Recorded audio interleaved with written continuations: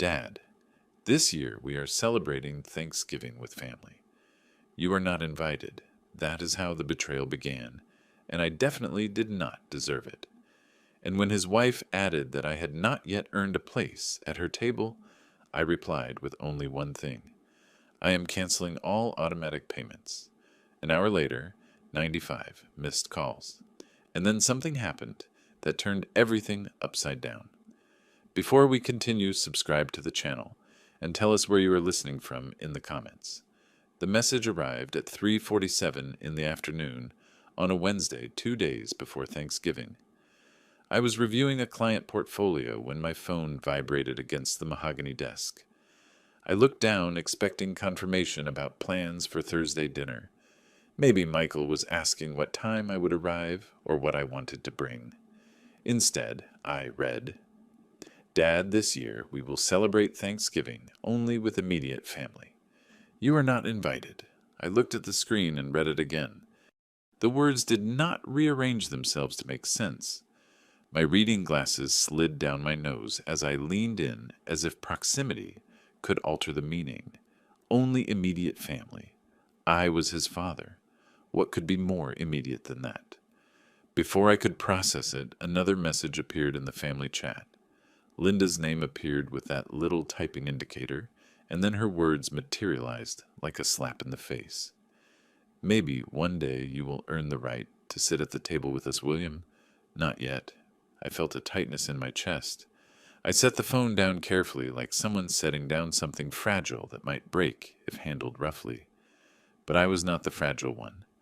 I was the one who had kept everything under control for 8 years since my wife passed away, leaving me submerged in guilt, trying to prove to my son that I could still be the father he deserved, despite his mother's absence. I picked up the phone again. I checked the chat history. I found the thread from 3 months ago where Michael had asked me if I could cover the mortgage just for a few months while he adapted to a new position. I found Linda's message from last spring about private school tuition, how it was an investment in their children's future, and was I not investing in my grandchildren's future? And I found my own answers, each one a variation of course. Done. Sent. Whatever you need. My fingers moved almost on their own, opening my banking app. I navigated to the recurring payments section and simply looked at the list. I looked at it closely, perhaps for the first time since I set it all on autopilot. The mortgage payment, Michael's car lease, Linda's car lease, private school tuition for both kids, house insurance, utilities, the premium cable package, Linda's credit card autopay because she had convinced me that her business expenses were actually investments in Michael's future networking opportunities. I murmured the sum, letting every word hang in the empty office. $8,550 a month. Footsteps were heard approaching outside my office. Steve from the suite next door stopped at the doorway already with his coat on. His voice was cheerful and carefree. William, are you leaving soon? Happy Thanksgiving. I looked up and put on my mask. You too, Steve. Drive safely. He waved at me and disappeared down the hall. I heard the elevator ding, and then silence reigned again. Almost the entire building had already emptied out for the long weekend. I was alone with my phone, my computer screen, and a clarity I had not experienced in years. I read Linda's message one more time. Maybe one day you will earn the right, as if I had not earned anything, as if $8,000 a month were just an expectation, an assumption, the price I paid for the privilege of occasionally seeing my grandchildren at whatever event Linda deemed appropriate for my attendance. The screen went a little blurry. I took off my glasses and left them next to the keyboard. Without them, the numbers on my banking app became blurry and indistinct, but I did not need perfect vision to understand what I was seeing. I had been looking at this reality for years without seeing it. I thought about calling Michael directly, demanding an explanation, asking him what I had done to deserve this dismissal. But I already knew the answer. Nothing. I had done nothing but become indispensable and invisible at the same time. I was a checking account with a heartbeat, valuable only for what I could provide, and easily discarded as soon as I expected something as unreasonable as a seat at the Thanksgiving table. My thumb hovered over the bank app. The office was silent. Through the window, I could see the sun descending toward the McDowell Mountains, dyeing the Scottsdale sky in shades of copper and amber, beautiful and indifferent. The city would keep moving whether I spent the day alone or surrounded by family who tolerated me for my wallet. I opened the family chat one more time, read the 2 messages again, and then slowly reviewed the list of payments in my banking app.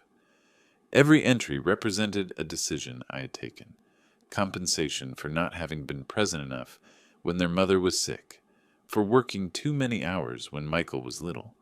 For every perceived failure, I tried to remedy with money, because money was something I understood, something I could control. I stared at the list until the numbers were burned into my vision. My voice came out lower than expected, absorbed instantly by the leather chair and the empty walls. You only want your immediate family. Let us see how immediate your bills are. My thumbs moved across the phone screen with a firmness that surprised me. The message I wrote in the family chat was brief, with nothing to suggest there was a negotiation on the table. Thanks for letting me know. I am canceling all automatic payments today. Have a good holiday. I read it twice. I changed nothing. I pressed send. The little check marks appeared confirming delivery. I saw them turn blue. Read receipts. Both Michael and Linda had seen it. I did not wait for a response. The option to leave the group appeared when holding down the chat name, and I tapped it without hesitation. A brief confirmation dialogue asked if I was sure. I selected yes. The chat disappeared from my screen. I opened my laptop next to the phone, positioning both devices so I could work on different platforms. My banking app on mobile, institution websites on the larger screen. I configured these payments methodically over the years. It seemed appropriate to dismantle them the same way. First the mortgage, $3,200 scheduled to withdraw on the first day of every month. I navigated to my main bank's webpage, logged in, and found the recurring payments section. The entry was there with its little elegant active status in green. The cursor hovered over Cancel Scheduled Payment for about 3 seconds. Then I clicked. A confirmation dialog appeared. Are you sure you wish to cancel this recurring payment? The recipient will not receive an automatic notification. I clicked Confirm. The status changed from green to gray. Cancelled, I murmured to the empty office. 3,200. Not anymore. Then came the car leases. Michael's first.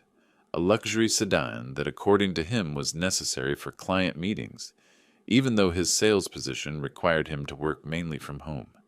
$489 a month. Cancelled. Then there is Linda's SUV, the one she justified saying she needed safe and reliable transport for the grandkids. $512. Cancelled. While I clicked on each one, I spoke softly, repeating Linda's words in the empty room. Maybe one day you will earn the right to drive these cars. Not yet. The private school tuition was next. $2,200 spread between 2 children. I withdrew them quarterly, but averaged them in my mental monthly calculation. That required logging into a separate education and payment portal. More clicks. More confirmation dialogues asking me if I was sure. I was sure. Home insurance, utilities, the premium cable package that cost more than mine.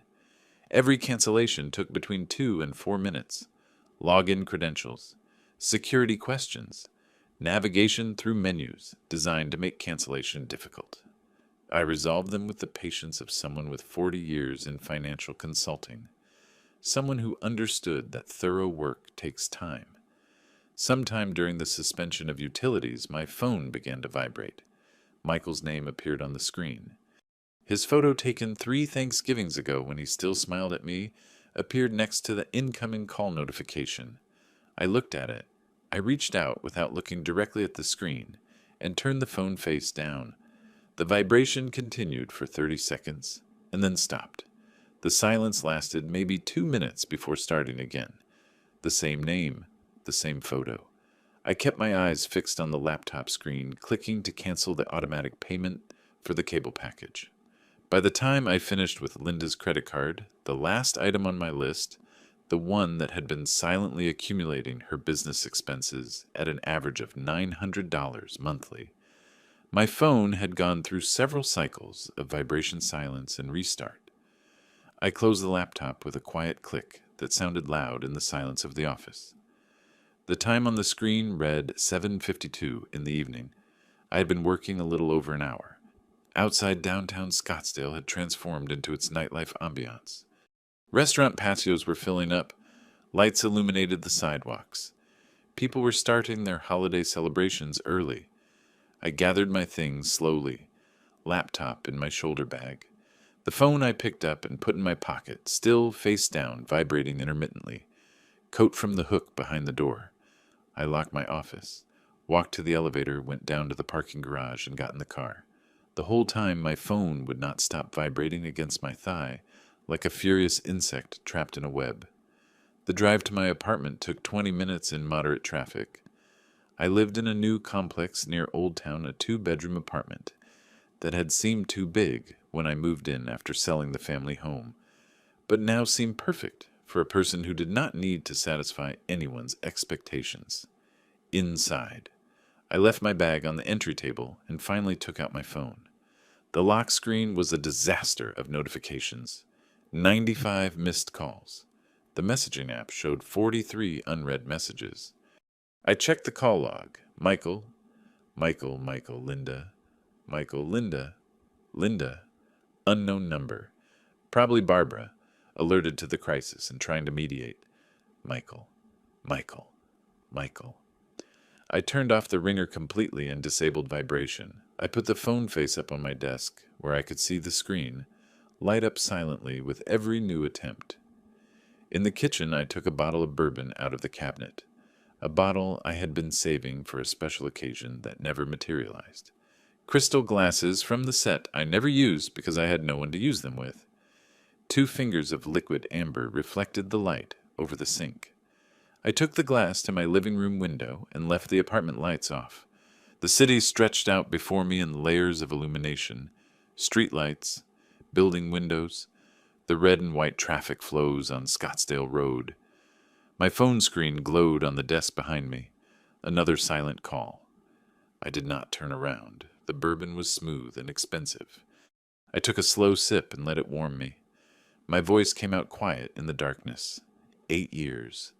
8 years trying to compensate for her absence. They never appreciated a single day. The phone screen went dark.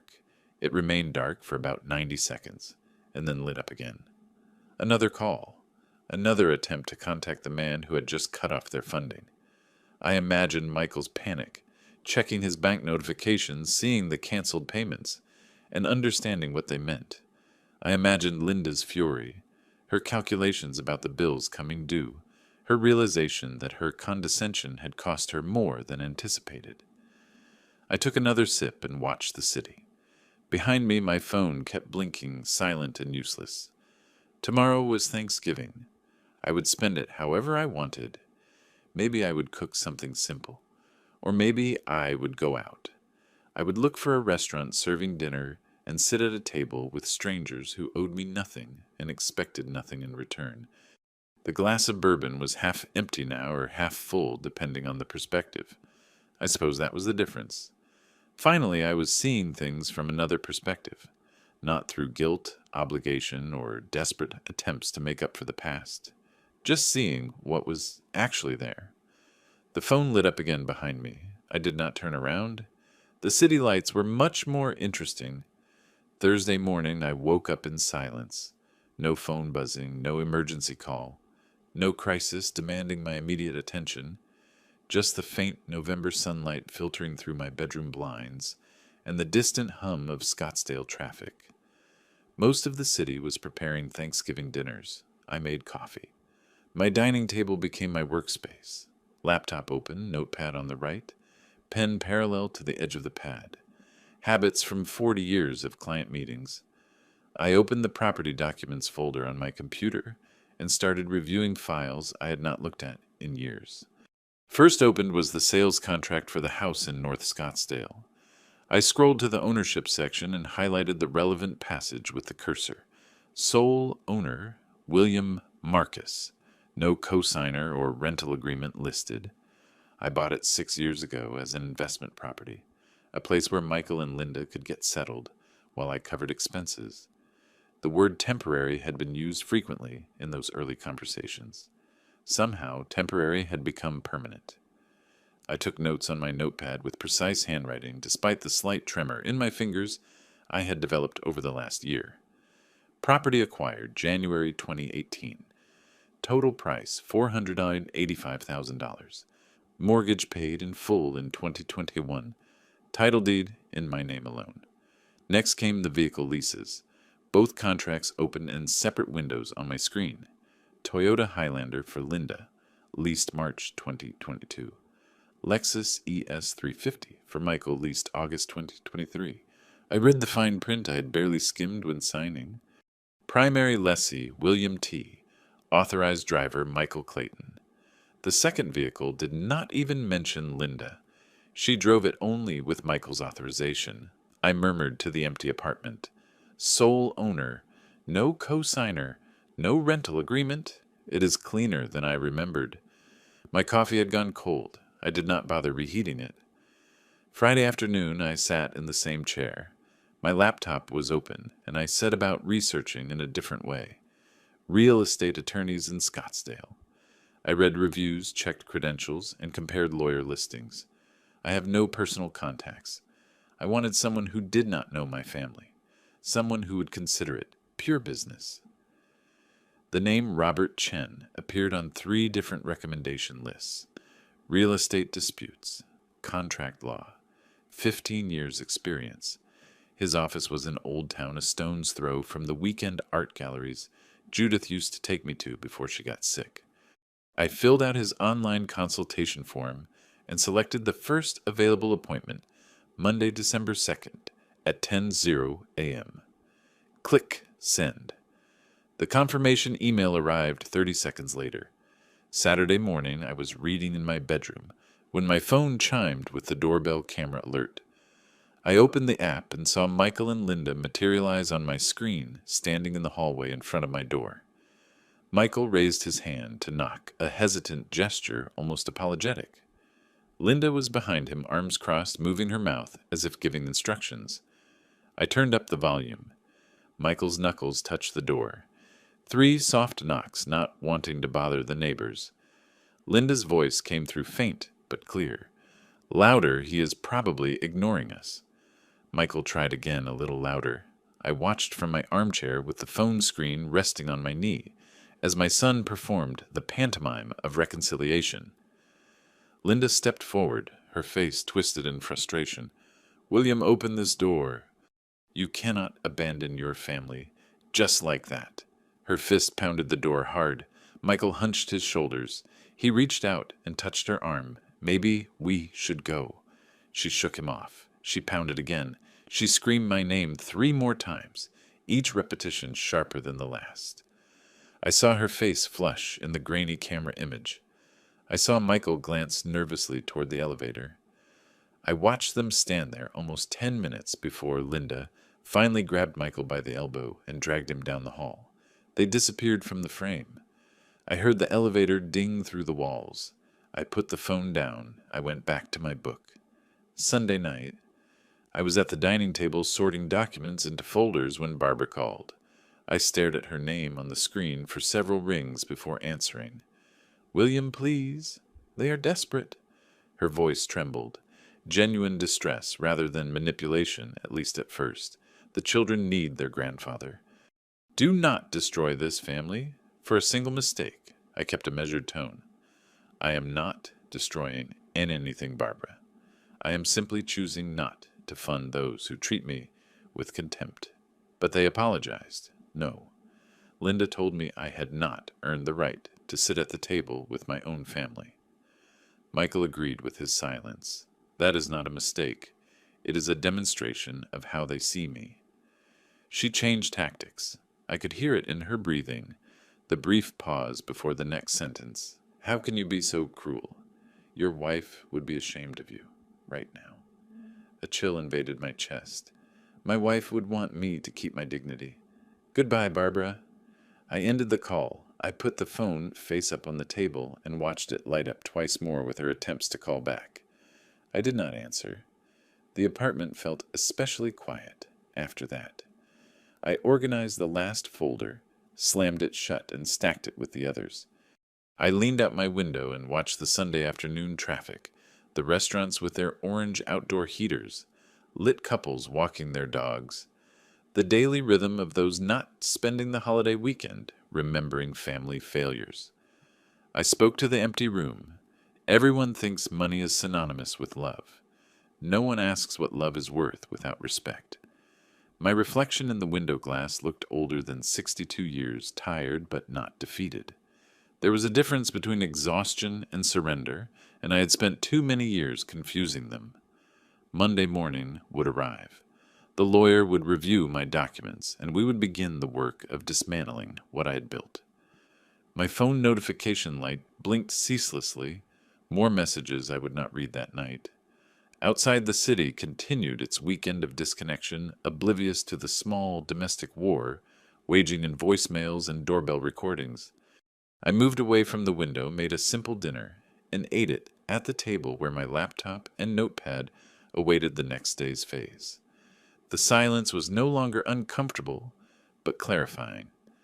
Monday morning arrived with the clarity that arises after an irreversible decision. I showered, dressed in dark gray trousers and a button-down shirt, business casual, the uniform of a man who still went to the office daily and understood the difference between casual and sloppy. I gathered my documents into the leather portfolio my first firm had given me for retirement, back when retirement seemed like something that only happened to other people. I drove from my apartment to Old Town Scottsdale and parked in the public lot near the art galleries. I walked 3 blocks in the crisp December air to Robert Chen's office, a modest 2-story adobe structure with desert landscaping that somehow managed to look professional and modest at the same time. I pushed open the glass door exactly at 10. The receptionist directed me to a conference room where Robert waited. He was younger than I expected, maybe about 45, with black-rimmed glasses and a firm handshake that denoted confidence rather than aggression. "Mr. William, please have a seat." I sat across his desk, placed my portfolio on my lap, and unzipped it calmly. Robert settled into his chair with a legal pad in front of him and pen already uncapped. "I reviewed the basic information from your inquiry form," he said, "but I would like to see the documents. Let us start with the deed to the house."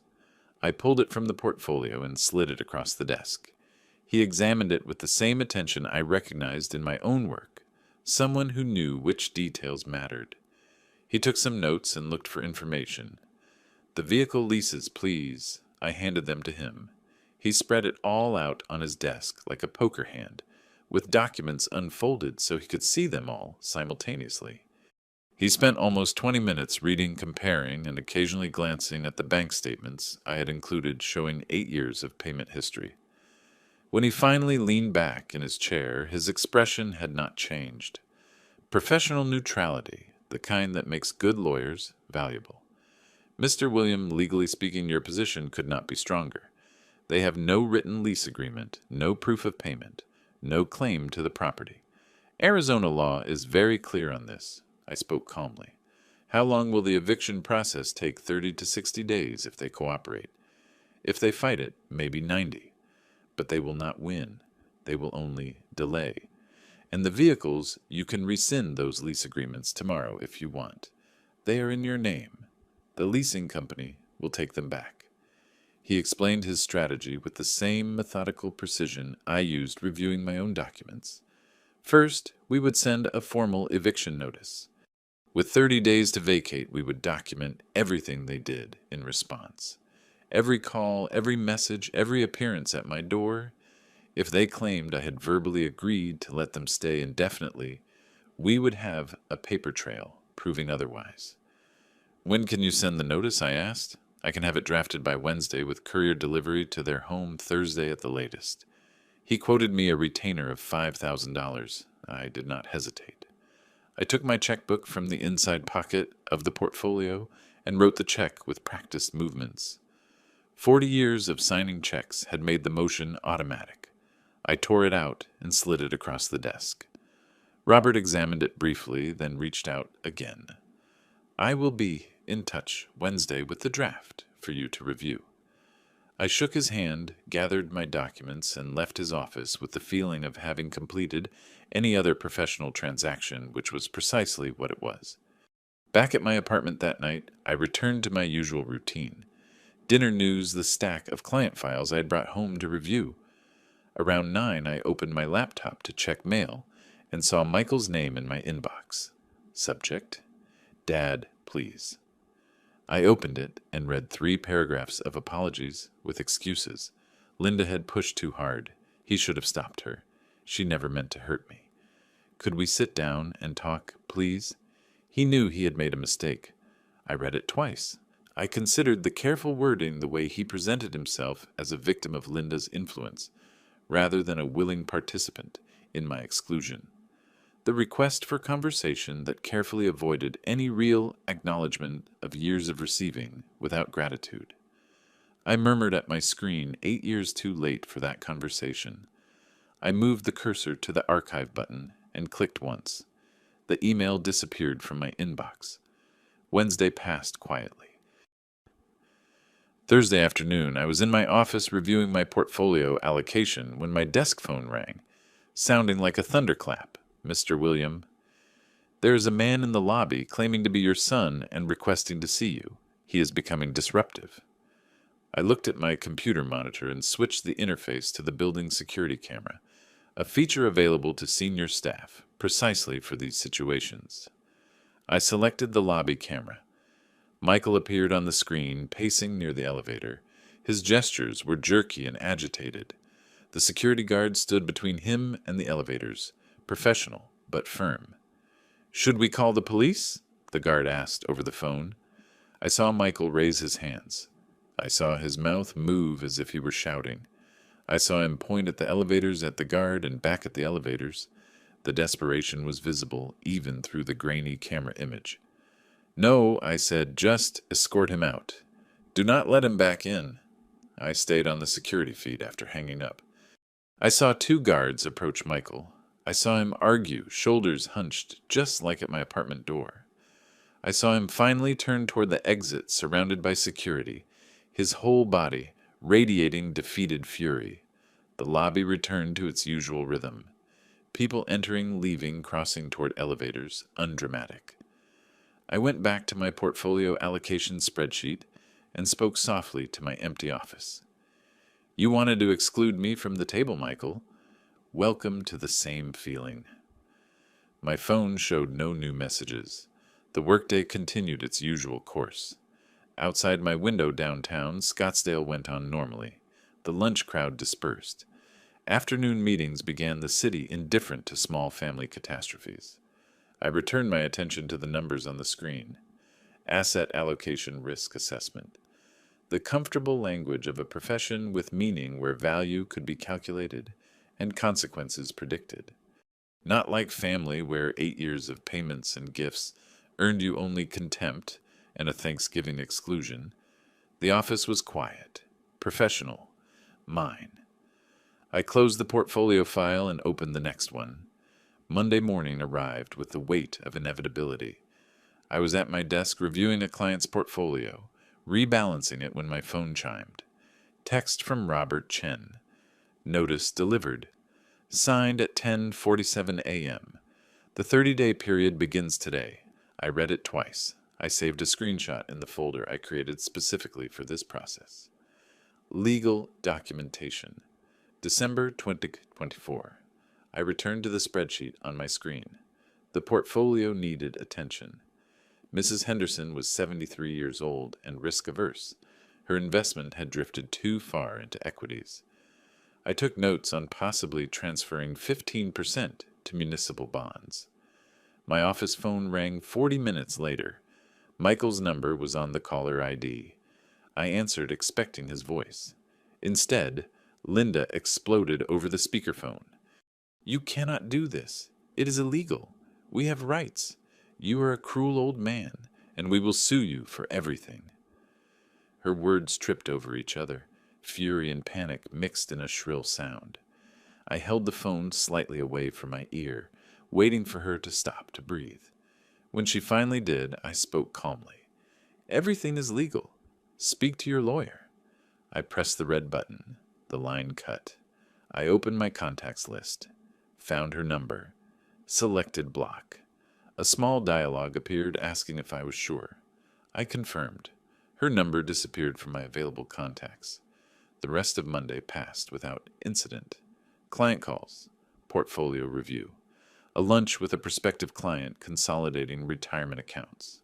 Normal work, the kind that had sustained me for 4 decades. Numbers made sense. Risk was calculable. Consequences followed predictable patterns. Tuesday and Wednesday continued the same way. I heard nothing from Michael or Linda. I assumed they were consulting their own lawyer, finding out what Robert had already told me. Contesting this would be expensive and futile. Thursday afternoon, I was reading at home when the doorbell rang. Not the camera alert that sounded when someone approached the building entrance, but the doorbell to my apartment door. I checked my phone camera. Barbara was in the hallway, alone. She looked tired, sad. She raised her hand to knock again. I hesitated to leave her there, letting the camera record another failed contact attempt, another piece of documentation for the file Robert was building. But it was Barbara Judith's mother, a woman who held my hand at the hospice even when she knew I had not been good enough. I opened the door. I opened it. "Hello, Barbara." She looked at me with red-rimmed eyes. "Can I come in, please?" I stepped aside. She entered, and I gestured to the sofa. I sat opposite her. The coffee table separated us like a negotiation barrier. Maintaining intentional distance, she sat with her purse clutched in her lap, hands working the leather strap. "William, please. The children, Emma and Jack, will lose their home right before the holidays." Michael made a mistake. "Yes, but families forgive. Do you not remember how much your wife valued family?" I let her speak. I listened as she went through every argument I expected. The grandkids would suffer. Michael was sorry. We all make mistakes. Family was supposed to be forever. For almost 2 hours she sat there twisting a tissue into shreds. Her voice alternated between pleading and reasoning. I remained in the armchair, hands resting on the arms, posture upright but not rigid, attentive, impassive. Finally, she resorted to her last weapon, the one I knew was coming. "It would break your wife's heart to see this. She wanted you to be the bigger person, to forgive." I leaned forward and spoke with serene intensity. "My wife would want me to maintain my dignity, Barbara. She did not want me to be an ATM. Love does not look like this." But Michael, he did not mean it. He showed me exactly what I meant to him. A source of income, not a father. There is a difference between family and those who exploit you. She stood unsure. Her face was wet. "I cannot believe you are doing this." I walked her to the door. I did not hug her or comfort her. I opened the door and nodded once. She stepped into the hall, and I closed the door carefully behind her. The apartment fell silent again. I went back to my chair, picked up my book, and tried to find the page I was on before the bell rang. At first the words made no sense. My eyes scanned the sentences without absorbing the meaning. I put the book down. I looked at the closed door and spoke to the empty apartment. Everyone confuses enabling with loving. I no longer remember that confusion. The afternoon light was fading outside my windows. Traffic noise from Scottsdale Road could be heard. Someone's TV played faintly down the hall, a holiday sale commercial. Cheerful voices promising perfect gifts. I thought about Barbara's face as she left, the genuine pain she felt. She thought she was helping. She thought she was defending family values. But family values without mutual respect were not values at all. They were just chains disguised as connection. My phone was on the nightstand, dark and silent. No new messages. Apparently, Michael and Linda had learned of Barbara's failed mission. Or maybe they were waiting to see if she had sown doubts that would turn into capitulation. They would wait a long time. I picked up my book again, found my place. This time the words made sense. The story continued moving forward. Characters made choices and faced consequences. The narrative arc tilted toward resolution. Outside, the December afternoon turned to night. City lights came on one by one, outlining the familiar geography of my adopted home. Scottsdale in winter. Cool, clear, beautiful in its desert way. I chose to live here after Judith died. Sold the family home in Tempe where we raised Michael, where every room held memories of her illness and my inability to be present enough, attentive enough, the husband she deserved. I started fresh in this apartment of clean lines and no history. Maybe that was what I was doing too. Starting fresh, choosing a life without the weight of expectations I could never fulfill, no matter how many checks I signed. The book's protagonist made a difficult choice on the page before me, walking away from something comfortable but toxic. I understood that character better now than this morning. Wednesday, December 18th at night, I was finishing a late meeting when my phone started vibrating nonstop. I ignored it. The client needed my attention more than incoming messages. But after the third notification in a few minutes, I looked down. 3 texts, all from colleagues. Variations on the same theme. Did you see what they are saying about you online? The meeting ended at 6. I thanked Mr. Patterson, walked him to the elevator, returned to my office, and finally checked my phone. 4 more messages had arrived. 2 from Scottsdale Chamber of Commerce acquaintances. 1 from Steve the neighbor. 1 from a former client, all asking the same question. I opened Facebook, which I had last checked in September.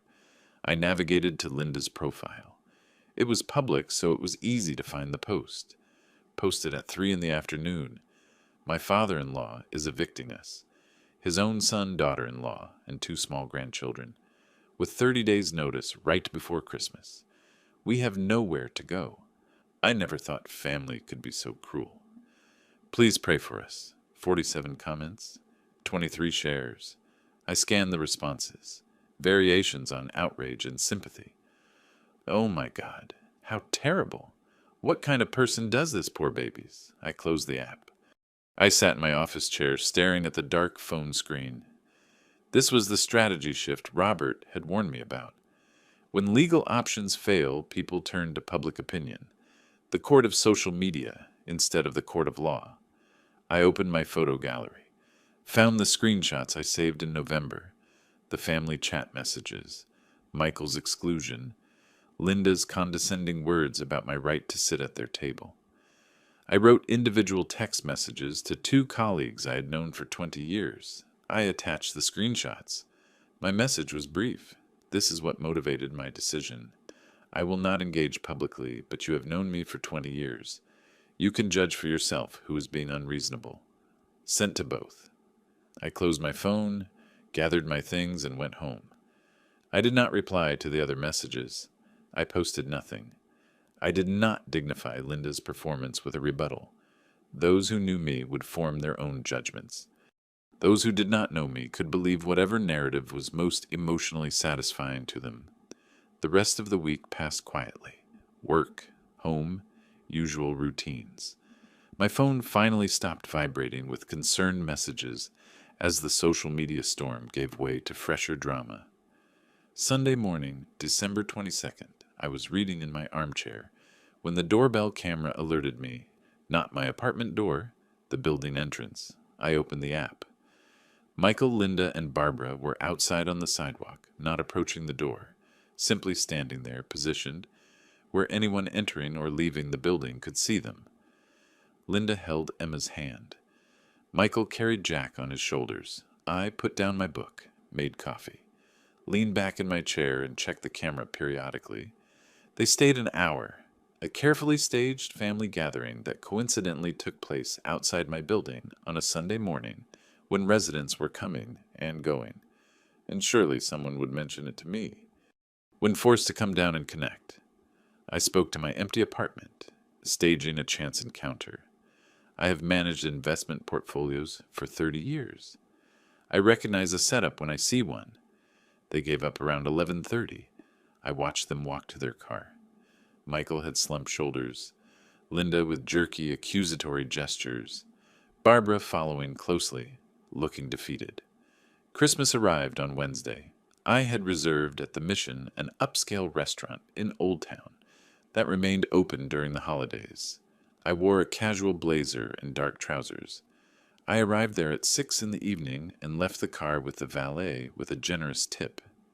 The restaurant was half full. Couples, families, and a few other solitary diners scattered throughout. I asked for a table near the window. I ordered the daily special and took out the book I had brought. I spent 2 hours there reading between courses, watching the sunset dye the McDowell Mountains in shades of copper and purple, listening to conversations at other tables, the pleasant murmur of people belonging. No one bothered me. The waiter was professional and discreet. The food was excellent. The wine paired perfectly with every course. I paid the bill, wished the staff happy holidays, and drove home through empty streets. Almost all of Scottsdale was inside, with family. The city felt quiet, clean, mine. Back at my apartment, I changed into comfortable clothes and settled on the sofa with a documentary about the Apollo program. Something about men who left Earth, traveled to the moon, returned, and were changed. My phone rang around 10. Message notification. I picked it up, expecting a holiday greeting from a colleague. Instead, I found a photo from Linda's number. Emma and Jack were sitting on a sofa, both looking sad. Artificial sadness, the kind children perform when adults ask them to look sad for a photo, but sad nonetheless. The caption, "Asking why Grandpa does not love them anymore." I felt a tightness in my chest. It was the first real pain I felt since Thanksgiving. Not for Michael or Linda. For those two children being used as weapons in an adult war they could not understand. My thumb hovered over the keyboard. I could write something. I could try to explain. I could tell them it was not about them. It was not about love. It was about boundaries, respect, and consequences for cruelty. But explaining it to Emma and Jack meant interacting with Linda. It meant opening a door I had deliberately closed. It meant giving her what she wanted. It was proof she could still reach me, that she could still manipulate me with guilt and her grandchildren. I stared at the photo for a long time. Then I deliberately locked the phone screen, turned it face down on the coffee table, spoke quietly to the empty room. "I'm sorry, Emma. I'm sorry, Jack. But this is not about you." The documentary continued on my TV. Engineers solving impossible problems. Astronauts learning to walk on a surface where no human had walked before. Men making difficult decisions in unprecedented situations. The phone remained face down. Silence. Outside. Christmas night loomed over Scottsdale. Families opening gifts. Eating leftovers and arguing about whose turn it was to load the dishwasher. Normal domestic rhythms in normal domestic spaces. I had chosen something different. I had chosen boundaries over belonging, dignity over dysfunction, but choosing did not make it painless. The documentary ended. I turned off the TV, sat in the dark apartment watching city lights through the window. The same view I had seen the night I canceled all payments. The same moment of recognizing what I had become. Convenient, disposable, valued only for what I offered. The phone remained face down. The photo went unanswered. Tomorrow would be December 26th. 15 days left until the eviction deadline. 2 weeks for Michael and Linda to find another place to live. Pack their belongings. Adapt their children to a new reality. Part of me wondered if they were really looking for housing, or if they still counted on breaking my resolve, still believing that given time the right manipulation would work, the right emotional leverage would make me cave. They did not understand what they had done that Wednesday before Thanksgiving. They did not grasp that the cruelty had not been the rejection itself, but its casualness. The assumption that I was so beneath them, they did not even need to be diplomatic about excluding me. That kind of contempt could not be fixed with apologies, photos of my grandkids, or social media campaigns. I picked up the phone one more time, looked at the photo again. Emma was 8, Jack 6, old enough to remember their grandfather, young enough to get used to his absence. Children were resilient. Adults pretended not to be, used them as shields and weapons. But children adapted. I locked the screen again, left the phone on the coffee table, went to bed. The morning after Christmas, I sat at the dining table with coffee cooling next to my laptop. The photo of Emma and Jack was still on my phone, but I had not looked at it again. Manipulation was manipulation no matter how many 8-year-olds recruited. I opened the folder where I kept the vehicle leases, found both contracts, Toyota Highlander and Lexus ES. Read the termination clauses I highlighted in December. The primary lessee could cancel with 7 days written notice. Vehicles must be returned or subject to repossession and penalties.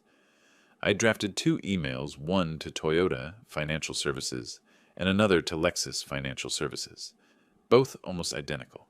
Formal lease termination, effective immediately, per section 12.4 of the contract. ID attached. Account verification attached. Click send on the first. Click send on the second. Confirmations arrived within 30 seconds. Forwarded both to Robert with a brief note. Phase 2 initiated. Vehicles will be retrieved January 3rd as stipulated in contract. The rest of the week passed in that strange dead zone between Christmas and New Year's.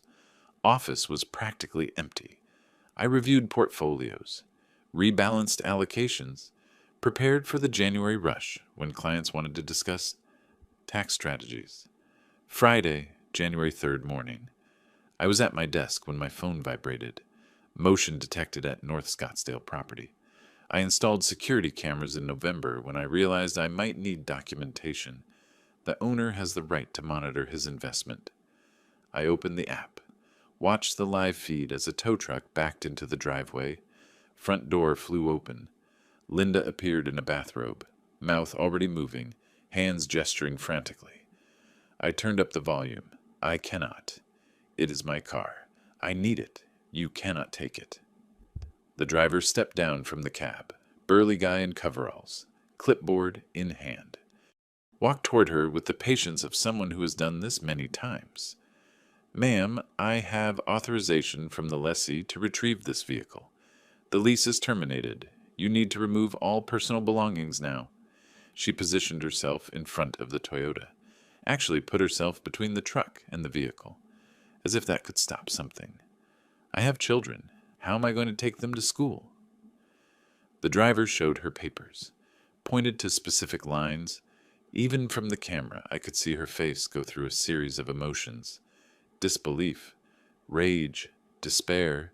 She pulled her phone from her robe pocket, started dialing. Probably Michael, probably me. Did not matter. The driver gave her 5 minutes to clear her stuff from the car. Watched her throw doors open and pull out random objects, a sweater, some toys, a reusable grocery bag. Then he winched the Highlander onto the flatbed and drove away. Linda stood in the driveway with her belongings, watching the truck disappear down the street. Saturday, Michael's Lexus followed the same path. I watched that too. Different driver, same professional patience. Michael tried standing in front of the car, arms spread, talking fast. Driver made a call, probably to the leasing company, maybe police. Michael slumped, stepped aside. The Lexus vanished on another flatbed. My phone started receiving texts from numbers I did not recognize. Linda must be borrowing phones now that hers was blocked. I read them without replying. Variations on despair and fury. Then I added each new number to my block list. The week between vehicle recovery and eviction deadline felt longer than it probably was. Went to work, came home, checked security cameras, occasionally seeing Michael and Linda loading boxes into a moving truck they had rented. Thursday, January the 9th night, I sat in my dark apartment with only my laptop screen glowing. Opened security feed and watched. Michael and Linda making trip after trip. Boxes, furniture, lamps. Everything they had accumulated over 6 years, living rent free. Their movements were mechanical. Exhausted, they did not seem to speak to each other. Around 9 p.m., the U-Haul finally pulled away from the curb, Michael driving, Linda in the passenger seat, both staring straight ahead through the windshield. The house stood empty under streetlights. I closed the laptop, sat in the dark for a while, felt relief, not triumph. This was not victory. It was just the end of an unsustainable situation, like finally selling a bad investment. You did not celebrate. You just stopped losing money. Friday morning, I drove to the North Scottsdale house, used my key to open the front door.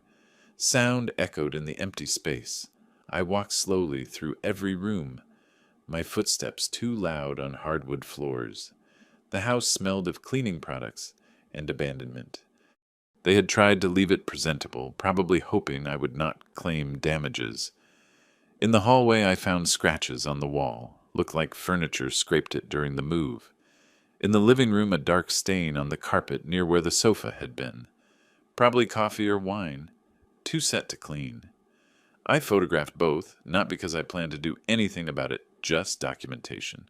Proof of what was left behind. My phone vibrated. Text from Robert. "Move out clear," I replied. "House inspection complete. Minor damages noted. What is next step?" His reply was quick. "Document everything but do not pursue financial claims. It will look petty and vindictive. You have already made your point. Let them go." I read it twice. He was right. Chasing them for a carpet stain and wall scratches would ruin everything. Make it look personal instead of principled. Understood. Proceeding with next steps. I took one more walk through the empty house. Looked out back windows at the small yard they never maintained. Checked the garage where Michael's Lexus used to park. Everything hollow, clean, ready for the next chapter. Locked the front door. Stood for a moment in the driveway, keys in hand. They lived here 6 years. Never paid rent. Never maintained the property. Never acknowledged the gift they were given. Got in my car and drove back to my apartment. The house would sit empty for now. Robert had advised waiting a few weeks before listing it, let the dust settle. But eventually I would sell it, close that chapter completely. Ensure Michael and Linda understood there was no going back. January sun was bright and cold. Traffic flowed smoothly on the way home. Past people walking dogs, jogging, living their normal Friday lives. Mine was normal now, too, or would be once I finished what I started. Parked in my building garage, took the elevator up, opened my apartment door and walked into the quiet space that was mine and no one else's. No one expecting money. No one sending manipulative texts. No one weaponizing children. Just silence. Clean and simple. Made lunch. Answered some work emails. Spent the afternoon organizing tax documents for my accountant. A normal life. The kind I had been funding for others while neglecting my own. Not anymore. A week after move-out, I was at my desk reviewing my monthly budget when something caught my eye. The automatic withdrawal section was almost empty. Mortgage payment canceled. Car leases gone. Insurance premiums vanished. Tuition deleted. Opened a spreadsheet. Ran the numbers. $8,550 monthly. Staying in my accounts now. Updated my retirement projections. Watched the compound interest calculations adjust upward. Satisfying.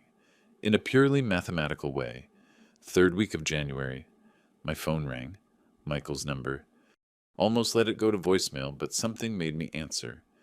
Linda's voice exploded over the speaker before I could say hello. "William, please, I am begging you. Forget everything else. Just pay for the kids' school. Emma and Jack did nothing wrong. They need their education. We cannot afford the third term without you." I let her finish, her voice sped up with panic, words tripping over themselves. When she finally paused for breath, I spoke calmly. "You told me I did not deserve a seat at your table. Why should I pay for their education?" I pressed the red button. The silence that followed felt appropriate. That night, my credit monitoring app sent an alert. Michael's name appeared in the notification.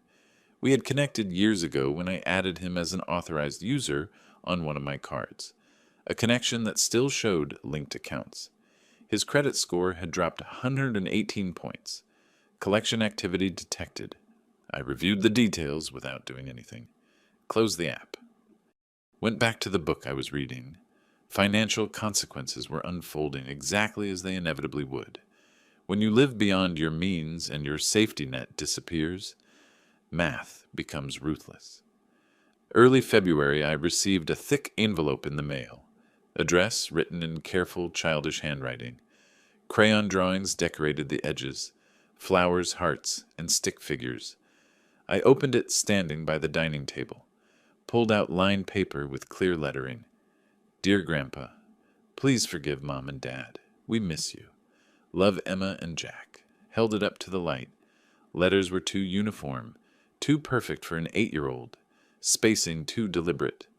The phrasing, please forgive Mom and Dad, clearly adult. I put it in the documentation folder, not the trash. Proof that manipulation continued, that Linda was still using children as weapons instead of taking responsibility. Spoke quietly to the empty apartment. Weaponizing 8-year-olds.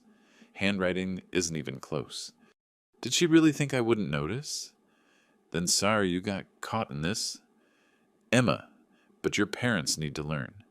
Mid-February, I scheduled an appointment with a real estate agent. Patricia Morgan had good reviews, specialized in North Scottsdale properties. We met at her office in Old Town. She reviewed the house details on her computer. 4 bedrooms, 3 baths, 2-car garage, prime location, well maintained. It is a lovely property. Mr. William, prime location, great condition. We should have no trouble at this price point. May I ask if proceeds are going into another property? My answer was simple. No, I am simplifying my portfolio. This was an investment that did not work out. She nodded. Understood that investment properties sometimes did not perform. Did not need to know the investment had been in family, not real estate returns. Sign the listing agreement. $675,000. Slightly above market, but the house justified it. Patricia said she would have the sign up in a few days. Photos on MLS by the weekend. Before going home, I called Robert. Are you sure about selling? He asked. Once sold, there is no going back. I am sure.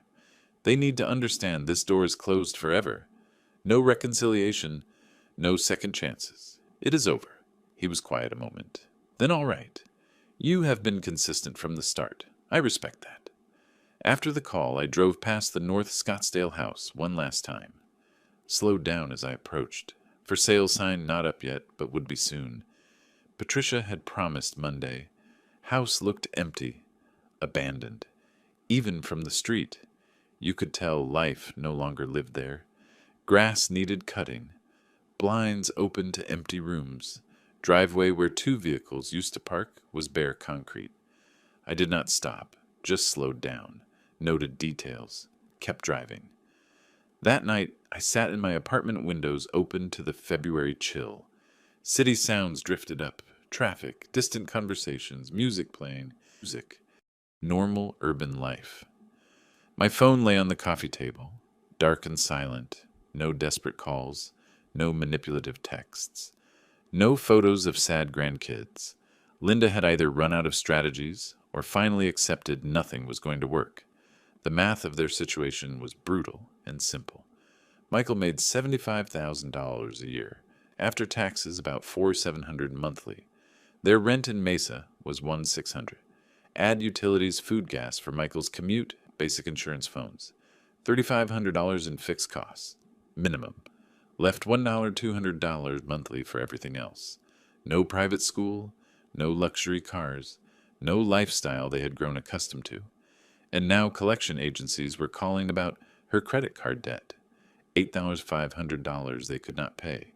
Credit scores plummeting. Future loans would cost more. Future rentals would require higher deposits. The cascade of consequences had its own momentum now. I was not forcing anything. Just watching gravity act on a structure I had stopped propping up. Thought about Emma and Jack. Hoped they were resilient. Hoped Mesa public schools treated them well. Hope they eventually understood their parents' choices created this, not their grandfather's boundaries. But that was years away. For now, they were confused kids wondering why everything changed. That part did not feel good, never would. Children were casualties of adult dysfunction, always had been. I had tried to prevent it by funding their lifestyle, but all I had done was delay the inevitable and enable their parents' irresponsibility. Sometimes the kindest thing was to stop being kind in ways that fostered dependency. Outside the city continued its nightly rhythm, restaurants filling, couples walking to dinner, everyday movements of people living within their means, maintaining dignity, not exploiting relatives. I closed the windows. Apartment fell silent again. Retirement account healthier than in years. Stress level down. Self-respect restored. Low prices. The estrangement of a son who had shown his true character. Distance from grandchildren used as pawns. Judgment from those who did not know the whole story. But I had paid higher prices before. Paid them monthly for 8 years. Paid them in dignity, in self-respect, in the slow erosion of knowing I was being used. This price, loneliness, judgment, irrevocability at least, was honest. Made dinner. Watched news. Prepped for tomorrow's client meetings. House would sell. Last thread would be cut. And I would continue the life I had reclaimed. Quieter, smaller. But mine. Late February, I was reviewing quarterly client portfolios when my phone vibrated. Building security. Mr. William, your son, is in the lobby again demanding to see you. Should we call police this time? I switched my monitor to security feed. Michael pacing near elevators, gesturing at guard. Face red, shirt wrinkled, looked like a man barely holding it together. No. Just escort him out. Document the incident. Watched him argue a minute more before security guided him toward door. Shoulders slumped, defeated, felt pity, but it was distant, clinical, like watching a stranger deal with a problem they created. That afternoon, an email arrived. Subject: You are destroying us. Opened it. Read Michael's accusations, my vindictiveness, how grandkids were suffering, how he was telling everyone the truth about what kind of father you are. Archived it without reply. Let him tell whoever he wanted. Those who knew me would form their own judgments. March 1st, I drove to the coffee shop where Barbara had asked to meet. She was already there, hands clutching a cup, eyes red from recent crying. Please, William, for my daughter's sake, there has to be a way to fix this. I sat down, took out my phone, opened the folder of screenshots kept since November, slid device across table. She read Thanksgiving messages, Michael's exclusion, Linda's words about earning the right to sit at their table. Watched her face transform pleading to shock. 8 years, I said quietly. Over $100,000 a year, and I did not even deserve an invite to Thanksgiving. Scrolled to more proof. Bank statements showing payments. Lease agreements in my name. House deed. Every document presented with precision of financial presentation. Barbara started crying, hand over mouth. I did not know. Michael told me you cut them off for no reason, that Linda was trying to help manage your finances, and you got angry. This, she pointed at phone, is completely different. They excluded you from Thanksgiving, then told me I had to earn the right while I paid for everything. She wiped tears. My daughter would be so ashamed of how Michael turned out. She always worried he depended too much on you, that you were too generous. She was right. Reached out, touched her wrist gently. I do not blame you, Barbara. You did not know. But I will not be manipulated any more, not even by people I love. Your daughter understood dignity. She wanted me to keep mine. She nodded, squeezed my hand. Alliance shifted in that moment. Not against Michael, but toward truth. Mid-March, my phone rang. Patricia Morgan. Mr. William, excellent news. We have an accepted offer, 670. Or cash buyer, 30-day close. Thanked her. Ended call. Sat in office chair, letting it sink in that last physical link was broken. When sale closed, I netted $460,000 after clearing mortgage and fees, met with financial advisor, moved it into municipal bonds and dividend stocks. Conservative, stable, funding my retirement, not someone else's lifestyle. April Michaels served with court summons. Credit card company suing for $11,200. Original debt plus interest and fees. Court ordered wage garnishment, 25% of his paycheck. Did not hear from Michael, but from credit monitoring app, still showing linked accounts from years ago. Saw alert without emotion. Cascade of consequences now had its own momentum. Early May, Detective Rodriguez from Scottsdale PD called. Mr. William, need to ask some questions regarding complaint filed by Linda Willis, alleging financial exploitation. Kept calm. Will have my attorney contact you with all relevant documentation. This is a false claim. Send everything to Robert. 2 days later, Rodriguez called back. Mr. William, we reviewed everything. No investigation needed. Sorry for disturbance. False police report destroyed whatever shred of sympathy remained for Michael and Linda.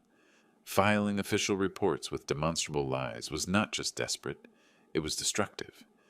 People who had been neutral now understood who was really in the wrong. Robert called after. Filing false police report was serious error on their part. She has put her dishonesty on record. If they try anything else, we can file harassment charges. Let it go, I said. They are destroying themselves without my help. July arrived hot and clear. House sold. Vehicles gone. Automatic payments a thing of the past. Michael and Linda's relationship reportedly crumbling under financial and emotional pressure. Did not follow details anymore. Unnecessary. Mission complete. Was not revenge, just consequences and boundaries respected. One evening sat on my terrace watching sunset over McDowell Mountains. Phone showed investment balance. Healthy. Growing. Secure. Calendar showed client meetings and dinner reservation at restaurant I wanted to try. Normal life, mine, no one else's. Satisfaction was not triumph, was not joy, just peace knowing I had reclaimed something given away too freely. My dignity, my autonomy, my right to be treated with basic respect. Justice, I learned, was not about punishment. It was about refusing to participate in one's own exploitation, about drawing lines and holding them even when people cried, threatened, or tried to weaponize children. Sunset painted sky layers of orange and purple. Beautiful. Indifferent. Mountains did not care about family dramas, financial fallouts, or revenge stories. Neither did I. Not really. Story was over. Only living the life I reclaimed remained. August 1st arrived with morning heat already building. Sat at dining table with coffee laptop, open checking emails, quarterly reports, meeting confirmation junk mail about extended car warranties, and then Michael's name in inbox, subject. I get it now. Almost deleted without reading. Almost. But cursor hesitated. Clicked. Dad, I get it now. We were wrong. I was wrong. Not asking forgiveness because I do not deserve it. Just want you to know I do not blame you anymore. You did what you had to do. Trying to be better for Emma and Jack. No signature, no love Michael. Just those words, read twice, hovered cursor over reply, started typing. I appreciate that. Stopped. Deleted. Started again with thank you. Stopped again. Finally closed email without replying. Moved to folder named Archive Not Trash. Received my confirmation. No reply necessary. 10 days later, Barbara called. Asked if I wanted coffee at our usual spot. We had re-established relationship after March revelation. Met monthly now, over lattes, she told me. Michael is working himself to exhaustion. 2 jobs, IT position during day, Amazon warehouse evenings. Linda asked for divorce, moved to Texas to live with her mother, put down my cup. How is he managing? Barely, but trying. Kids with him weekends. He is drowning in debt, but asking nothing from you. Asked me to tell you he is trying. Not so you forgive him, just so you knew. Took out my phone. Found photo from years ago. Michael as teenager, smiling with his mother at high school graduation. Showed Barbara. That is the son I remember. Hope he finds that person again. She nodded, sat in comfortable silence a moment, then asked carefully, Barbara, I know Emma and Jack visit you weekends. Would it be possible not now, but some day to see them at your place? Not as part of fixing things with Michael. Just separately. She reached out, squeezed my hand. Think that would be good for everyone? Michael will not object. He knows he destroyed that relationship, and kids need good people in their lives. Next weekend drove to Barbara's house in Phoenix. Carried bag with board game I bought. Ticket to ride. Age appropriate engaging. Emma and Jack in living room when I entered.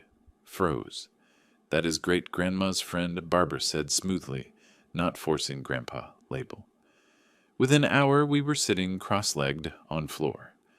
Little hard at 62, but worth it playing game. Handed dice to Emma. Showed Jack how to count spaces. Let afternoon unfold naturally. Midway through game, Emma looked up. Great-grandma says you used to come to all our school plays. Why did you stop? Looked at Barbara. She gave small nod. Life got complicated, sweetie, but glad I am here now. Jack, focused on game piece, asked, Can you come next weekend too? We will see, but I would like that. Game continued. Laughter, simple conversations, no agenda other than being present. Leaving Emma gave goodbye hug. Jack waved from behind Barbara's leg, still shy but warming up. Drove home feeling something unexpected. Not triumph, not vindication, just peace. Last evening of August, stood on terrace sipping iced tea, watching sun dip over mountains. Phone showed financial dashboard. Retirement accounts healthy. Cash reserves strong. Monthly budget clear, simple. 9 months since Thanksgiving. 9 months since text, telling me I had not earned right to sit at their table. Thought briefly of Michael in warehouse. Emma and Jack in smaller school. Felt neither guilt nor glee. Just acceptance of consequences and boundaries maintained. Switched to photo gallery. Found picture from Barbara's house. Kids and I laughing over board game. Allowed myself small smile. Had not won back family. That was no longer goal, but had won back myself. My dignity. My autonomy. My right to be treated with basic respect. Investment proceeds sat safe in conservative funds. No parasitic payments draining accounts. No manipulative texts arriving at midnight. No photos of sad grandkids designed to weaponize my love. Just my life, clean, simple, mine. Sky turned amber and pink. City below began evening transformation. Lights coming on. Traffic patterns shifting. People going home from work or out to dinner. Spoke softly to empty terrace. 9 months. Feels longer. Feels like different life. Then quieter. I do not need them to be sorry. Just need them to stop taking. And they have. Michael was learning consequences. Working 2 jobs. Managing debt. Parenting virtually alone after Linda jumped ship. Same single parenthood I experienced after Judith died. Though mine by death, not choice. Maybe he would come out better for it. Maybe he would find that teenager and photo the one with potential before entitlement and manipulation became his operating system. Or maybe not. Either way, not my responsibility anymore. Had given advantages, education, support, free housing, vehicles, tuition. They transformed them into expectations, rights, then used them as weapons when I failed to meet expectations. Sunset deepened. Mountains turned purple in fading light. Hawks circled on thermals, riding air with natural grace.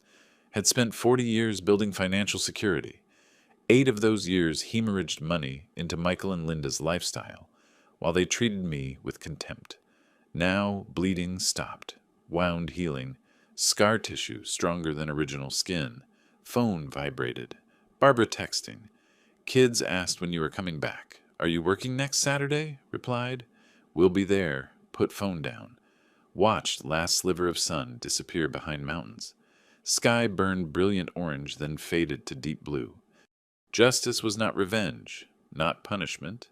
was not even about being right, was simply refusing to fund your own disrespect, drawing boundaries, maintaining them, living on own terms, even when those you loved tried to dictate them through manipulation and guilt. Had drawn those lines, held them, reclaimed my life. Terrace cooling now. Evening breeze carried scent of desert sage and distant mesquite. Inside apartment waited. Quiet, organized, peaceful. Tomorrow, client meetings. Portfolio review. Maybe lunch with colleague. Normal life. Kind I had been too busy helping others live to fully inhabit myself. Finished tea. Picked up phone. Took one last look at photo of Emma and Jack laughing over board game. Then turned and went inside, closing terrace door. Sunset continued, without me. Beautiful, indifferent. Exactly as it should be. If you liked this story, hit like on the video. Subscribe to the channel, and share your thoughts in the comments. To hear the next story, click the box on the left. Thanks for watching.